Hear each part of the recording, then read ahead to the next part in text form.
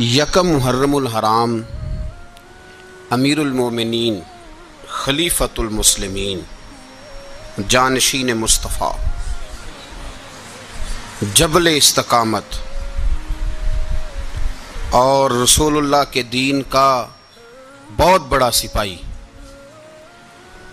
حضرت عمر فاروق رضی اللہ تعالیٰ عنہ، جناب عمر کا نام صرف کام نہیں، حضرت عمر کا نام انقلاب برپا کر دیتا ہے۔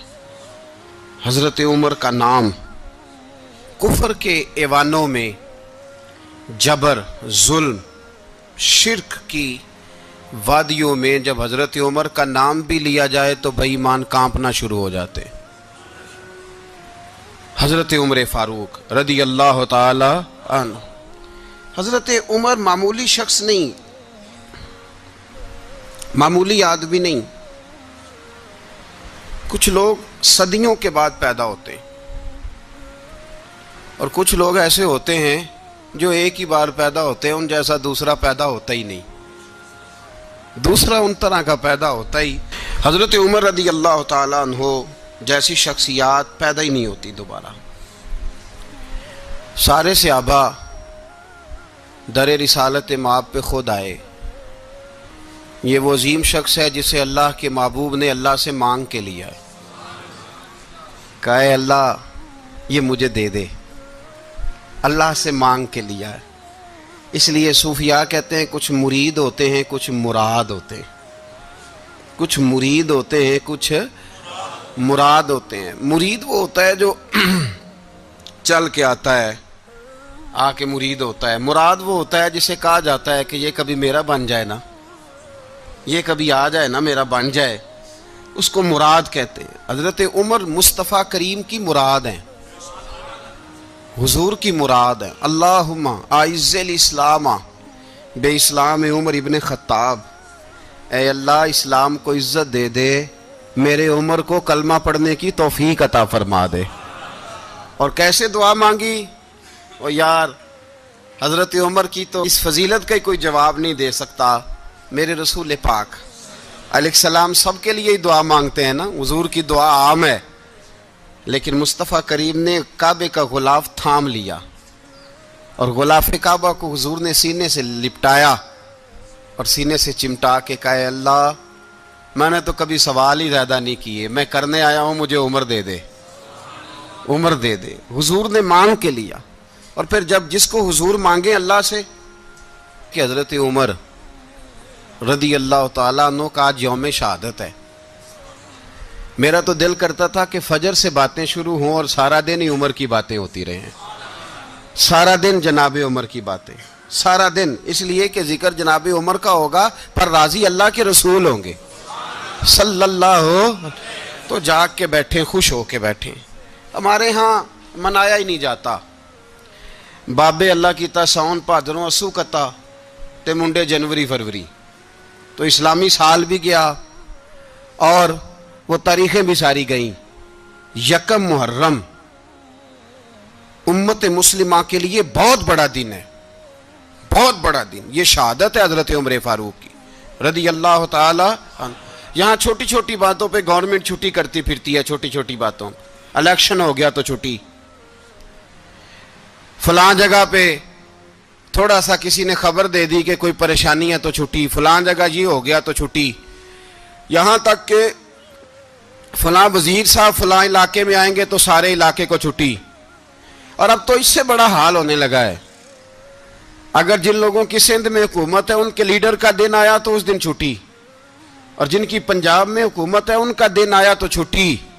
ہمارا مطالبہ ہے حکومت پاکستان سے، اگر سر اٹھا کے جینا چاہتے ہو تو یکم محرم کو چھٹی کیا کرو، اگر سر اٹھا کے جینا چاہتے ہو تو یکم محرم کو چھٹی کرو جناب عمر کے دن، اور ملت کے جوانوں کو بتاؤ کہ اگر عزت کی زندگی جینا چاہتے ہو تو اس طرح جیو جس طرح فاروق اعظم جی کے گئے ہیں، عزت اور وقار کی زندگی۔ جمہوریت حضرت عمر سے سیکھنی پڑے گی، حکومت کرنے کے طریقے حضرت عمر سے، رعایا کو سیکھنا پڑے گا کہ امیر کس طرح بنایا جاتا ہے اور امیر کس طرح کے ہوتے ہیں۔ یہاں لوگ ہمیں یورپ کی مثالیں دیتے ہیں لوگ یہاں ہمیں آ کر کے امریکہ کی مثال، انہیں کیا پتا حکومت کیا ہوتی ہے؟ وہ کہتے ہیں جی وہ سائیکل پہ جاتا ہے ان کا حکمران۔ میں نے کہا وہ سائیکل پہ جاتا ہے؟ میرے عمر فاروق مدینے سے مکے گئے تھے تو پیدل ہی حج کرنے چلے گئے، پیدل ہی۔ اور جناب عمر فاروق رضی اللہ تعالیٰ عنہ عید کی نماز پڑھانے گئے، عید کی نماز عمر خطبہ عید دینے گئے۔ اور اس زمانے میں کون سا غریب ہے جو ننگے پاؤں جاتا ہو؟ کون سا غریب ہے جو مسجد ننگے پاؤں جاتا ہو؟ لوگوں نے تو 3 قسم کی چپلیں رکھی ہوئی ہیں، ایک مسجد جانے کی علیحدہ ہے، گھر پہننے کی علیحدہ ہے، شادی بیاہ پہ جانے کی چپل علیحدہ ہے۔ حضرت عمر فاروق رضی اللہ تعالیٰ عنہ نکلے عید کا خطبہ دینے کے لیے، تو بیوی سے کہنے لگے جوتا۔ اس نے کہا صاحب اتنی دفعہ ٹوٹا ہے اب گانٹھا نہیں جا سکتا، اتنی دفعہ ٹوٹا ہے کہ اب دوبارہ پیمند نہیں لگ سکتے۔ تو حضرت عمر کہنے لگے چل کوئی حرج نہیں، بغیر جوتے کے ننگے پیر ہی چلتے ہیں، کوئی حرج نہیں۔ تو کہنے لگے لوگ کیا کہیں گے؟ فرمایا چپ کر، لوگ جس دن عمر نے یہ دیکھ لیا نا لوگ اس کے بارے میں کیا کہتے ہیں، اس دن عمر نہیں رہے گا۔ تو کہا پھر آپ کا نظریہ کیا ہے؟ فرمایا میرا نظریہ یہ ہے کہ رب رسول میرے بارے میں کیا کہتے ہیں، لوگوں کا کیا ہے؟ لوگ کل کسی کے بارے میں کچھ کہتے ہیں اور پرسوں کچھ کہتے ہیں، میرا نظریہ یہ ہے کہ رب رسول میرے بارے میں ننگے پیر عمر جا رہے ہیں۔ کون جی؟ میں بڑا ماڑا۔ اچھا جناب کیا غربت ہے؟ 10 قسم کے جوڑے لٹکے ہوئے ہیں کمرے میں، اور پہننے کی فرصت نہیں، سویرے کیا پہننا ہے شام کیا پہننا ہے، 15 سوٹ کٹھے استری ہو کے لانڈری والا بھیج رہا ہے، اور تو غریب ہے، تو بہت بڑا غریب ہے۔ اس لیے کہ غربت پیسوں کی وجہ سے نہیں ہوتی، غربت تو دل کی ہوتی ہے۔ تو واقعی بڑا غریب ہے اور تو غریب ہی رہے گا۔ امیر تو عمر فاروق تھے جو ننگے پاؤں چلے گئے عید کی نماز پڑھانے، تو رستے میں جو ملا کہنے لگا عمر جوتا تو پہن لو۔ فرمایا تمہیں عمر کا جوتا نہ پہننے کا نقص تو نظر آیا ہے، کوئی حرج نہیں، اگر عمر کو کبھی بتانا ہوا تو وہ والا نقص بتانا جو عمر کی سیرت میں پیدا ہو، کردار میں پیدا ہو، وہ والا نقص بتانا، یہ چھوڑو جوتے آتے جاتے رہتے۔ ننگے پاؤں گئے، پاؤں دھوئے، نماز پڑھائی، لوٹ آئے۔ او بھائی یہاں تو ہمارا بناؤ سنگار اترنا، جتنی توجہ کپڑوں کی طرف ہے اتنی توجہ کبھی ہماری علم کی طرف ہوتی نا، جتنا ذوق شوق ہمارا بناؤ سنگار کی جانب ہے، اتنا بناؤ سنگار کبھی ہمارا اخلاقیات کی جانب ہوتا تو معاملات بڑی حد تک سنورے ہوئے ہوتے۔ حضرت سیدنا فاروق اعظم رضی اللہ تعالی اپنی زندگی کو ترتیب دیا، ایک دن بھی خلافت نہیں مانگی اللہ سے۔ حضرت عوف بن مالک اشجعی ایک صحابی ہیں، حضرت عوف بن مالک رضی اللہ تعالیٰ عنہ فرماتے ہیں کہ جناب ابو بکر صدیق کا زمانہ تھا تو میں نے خواب دیکھا، میں نے خواب میں جناب عمر کو دیکھا، اور میں نے دیکھا کہ کوئی کہنے والا کہہ رہا ہے کہ عمر وہ ہے کہ اللہ کے رستے میں کوئی اسے جتنا مرضی برا بھلا کہے یہ پرواہ نہیں کرتا۔ کس کے رستے میں؟ بولے سارے۔ اس کا مطلب ہے اللہ کے رستے میں لوگ برا بھلا بھی، قرآن مجید نے کہا وَلَا يَخَافُونَ لَوْمَةَ لَائِمٍ، کچھ لوگ ایسے ہیں جو برا بھلا کہنے والوں کی پرواہ نہیں کرتے۔ آپ یقین کرے اگر پرواہ شروع ہو جائے نا تو دین کا کام ختم ہو جائے، نہ کوئی تقریر کرے، نہ کوئی تدریس کرے، نہ کوئی پیری مریدی کرے، ختم ہو جائے اگر باتوں کی پرواہ ہو۔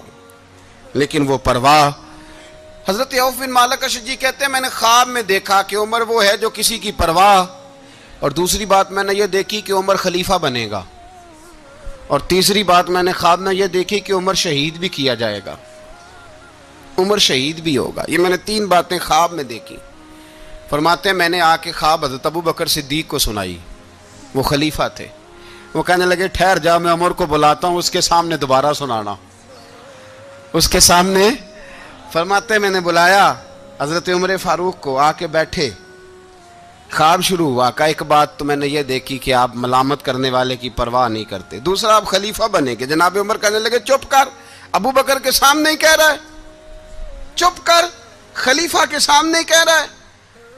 تو حضرت ابو بکر صدیق کہنے لگے عمر اسے کہنے دو، مجھے لگتا ہے رب کی رضا یہی ہے کہ میرے بعد اگر مصطفیٰ کا منبر ملے تو عمر کو ملے، اسے کہنے دو۔ یار یہاں تو لوگ ڈینگے مارتے ہیں، یہاں تو لوگ دعوے کرتے ہیں میرے سامنے فلانے کو بھی بٹھاؤ، فلانے کو بھی بٹھاؤ، اس کو کیا پتا، اس کو کیا پتا، یہ تو بڑکے مارنے کا دور ہے۔ حضرت عمر رضی اللہ تعالیٰ عنہ کو تیسری بات کہی، حضرت عوف بن مالک نے کہا آپ شہید کیے جائیں گے، میں نے خواب دیکھی ہے۔ نیک لوگوں کے خواب بڑی حد تک سچے ہوتے ہیں۔ کہا میں نے خواب دیکھی ہے، تو حضرت عمر کہنے لگے شہید تو دلیر لوگ ہوتے ہیں، شہید تو دلیر، جسے سارا زمانہ دلیر کہہ رہا ہے وہ اپنے بارے میں کیا کہہ رہے ہیں، کہتے ہیں شہید تو دلیر، میں تو کاہل سا آدمی ہوں، سست آدمی ہوں، میں تو اتنا کام ہی نہیں کرتا، تو یہ خواب تو نے جو دیکھا ہے نا پھر سے دیکھنا۔ تو ابو بکر صدیق فرمانے لگے عاجزی نہ کر، انکساری نہ کر، تو جو کہہ رہا ہے ٹھیک کہہ رہا ہے، لیکن مجھے سن کے شکر بھی ہوا ہے اور افسوس بھی ہوا ہے۔ افسوس اس بات کا کہ تیرے جیسا بطل عظیم چلا جائے گا، اور شکر اس بات کا کہ رب تجھے زندگی بھی اعزاز والی دے گا، اور شہادت کی موت دے کے اللہ تجھے موت بھی عزت والی عطا فرمائے گا۔ اللہ موت بھی تجھے عزت والی دے گا، تجھے کاہلوں جیسی موت اللہ۔ حضرت فاروق اعظم رضی اللہ، او بھائی یہاں تو اس زمانے کا سب سے بڑا مسئلہ پروٹوکول ہے۔ لوگوں کو پتہ ہوتا ہے کامل پیر ہے، کامل مرشد ہے، لوگ نہیں جاتے۔ میں کسی کا مرید ہو جاؤں، میرا پروٹوکول کدھر گیا؟ پتہ ہوتا ہے یہ کامل استاد ہے، میں اس کے پاس بیٹھوں گا تو میری تربیت کرے گا، لیکن لوگ شاگرد نہیں بنتے، میں کدھر گئی؟ یہ جو پروٹوکول کی مصیبت ہے نا، اس نے بڑے بڑے لوگ زیرو کر دیے، بڑے بڑے لوگ۔ اور یہ مت سمجھے کہ آپ کا وزیر اعظم پروٹوکول لیتا ہے یا آپ کا صدر پروٹوکول، وزراء، ایسی کوئی بات نہیں۔ ہم چھوٹے طبقے سے لے کر بڑے سارے پروٹوکول کے قائل ہیں۔ ہمارا تو داماد بھی کہتا ہے کہ مجھے پوچھا نہیں میں تمہارے گھر کیوں آؤں۔ ہمارا تو بھائی ہر شخص اعلان کرتا ہے پروٹوکول کا، فلانے نے عزت نہیں دی تو واپس آ جاؤ، فلانے نے سلوٹ نہیں کیا تو واپس آ جاؤ۔ لوگ جہاں سلوٹ کرنا چاہیے وہاں بھی سلوٹ کرانے کے قائل ہیں، پر حضرت عمر رضی اللہ تعالی، حضرت عمر کی سادگی اور پھر جناب عمر کی عاجزی، جب انسان اپنے اوپر سوار کر لیتا ہے نا، سوار کر لیتا ہے، میں بدکار پرانا خادم، کسے در ملی نٹ ہوئی، تے واصف یار نے نظر جو کیتی تے واصف ہی ہو۔ میں اکثر سوچتا ہوں حضور نے جہاں بھی کہا نا، فرمایا میرے بعد نبی ہوتے تو خطاب کے بیٹے عمر ہوتے۔ حضور نے فرمایا عمر جس رستے سے جاتا ہے شیطان وہ رستہ بدل جاتا ہے۔ نبی پاک صلی اللہ علیہ وسلم نے فرمایا میرا عمر وہ ہے کہ اس کی زبان پر حق جاری ہے۔ حضور علیہ السلام نے فرمایا 950 سال حضرت جبریل میرے عمر کی شان بیان کریں تو ان کی عظمت ختم نہیں ہوتی۔ 950 سال جبریل عظمت بیان کرے تو ختم نہیں ہوتی، یہ بات ہے حضرت عمر کی۔ اور فرمایا عمر ابو بکر کی نیکیوں میں سے ایک نیکی ہے، یہ شان ہے اب عمر فاروق رضی اللہ تعالیٰ عنہ کی۔ حضور نے فرمایا میرے بعد نبی ہوتے تو عمر ہوتے، جس گلی سے عمر آئے شیطان رستہ بدل جائے۔ میرے عمر فاروق کی شان 950 سال بیان ہو تو ختم نہ ہو۔ عمر کی زبان پر اللہ حق بیان کرتا ہے، جو عمر کہتا ہے وہی رب کر دیتا ہے۔ حضور ساری زندگی فضیلتیں بیان کرتے رہے، عمر جواب میں کیا کہتے ہیں؟ کوئی بتائے نا کہ یہ والی حدیثیں کبھی عمر نے بھی روایت کی ہوں کہ حضور نے میرے بارے میں یہ کہا ہے۔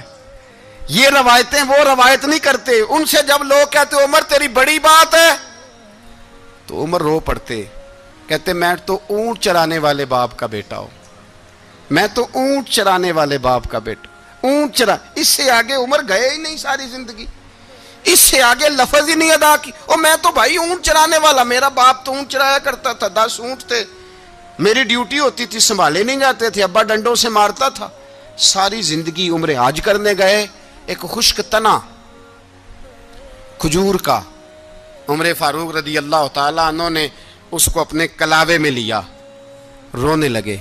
لوگوں نے کہا عمر کیا ہوا؟ فرمانے لگے یہاں میں اونٹ چرایا کرتا تھا، یہاں میں اونٹ چراتا تھا، 10 اونٹ سنبھالے نہیں جاتے تھے۔ دیکھو رسول اللہ کی شان، آج ساری امت چلانے کا طریقہ عطا فرما دیا ہے، ساری نظریے سے پیار۔ یار پیسہ کس کو برا لگتا ہے؟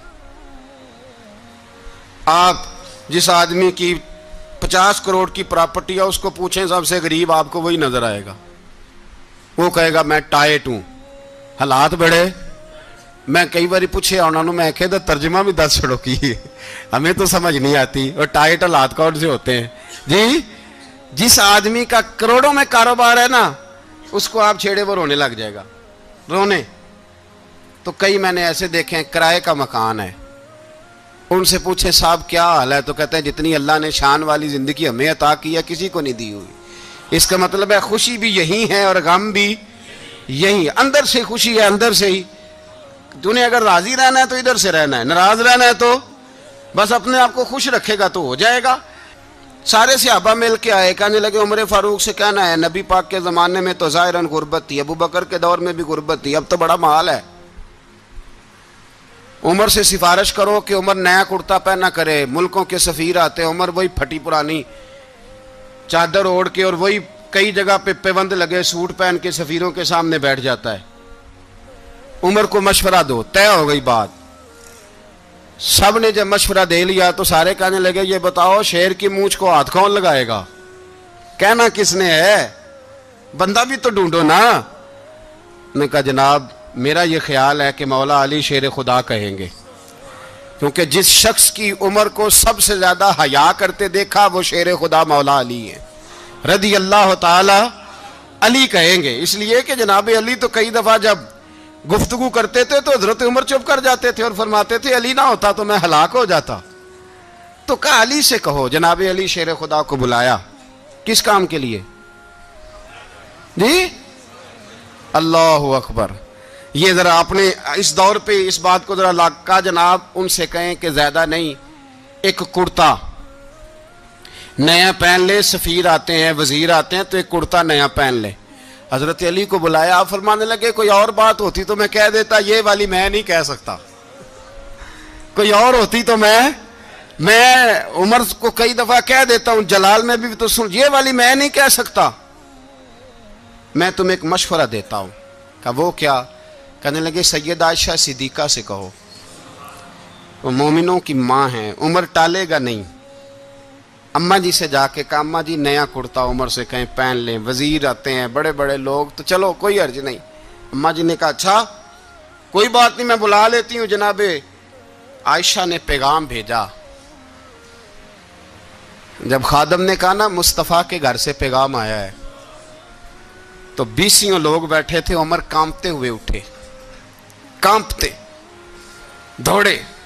حضرت عائشہ پردے میں تھی تو فرماتی ہیں عمر اتحیات کی حالت میں بیٹھ گئے۔ کہا اماں جی دیر تو نہیں ہو گئی مجھے آنے میں؟